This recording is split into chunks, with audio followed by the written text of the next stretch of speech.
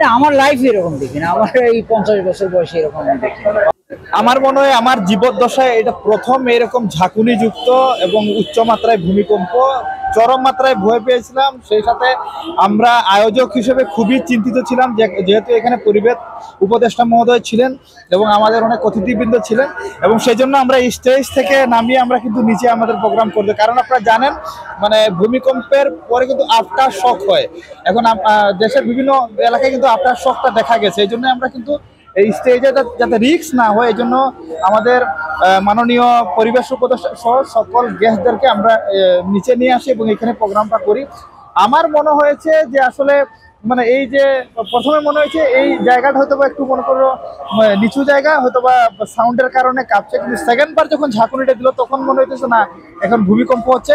এখন ওই সময়ে আমার যেটা হলো যে মানে পরিবেশ উপদেষ্টায় কিভাবে সুরক্ষা দেওয়া যায়, মানে সেদিকে আমরা ছুটে গেছি এবং ওনাকে আমরা সুরক্ষিত একটা জায়গায় রেখেছি।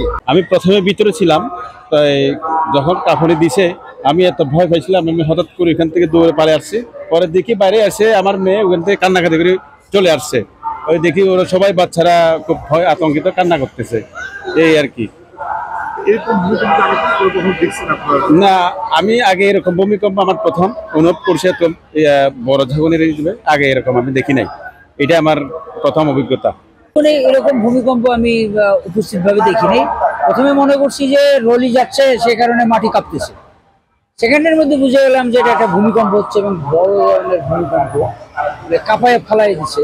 ছবি তুলতেছিলাম পরিবেশ মন্ত্রীর, পরিবেশ উপদেষ্টার ছবি তুলতেছিলাম।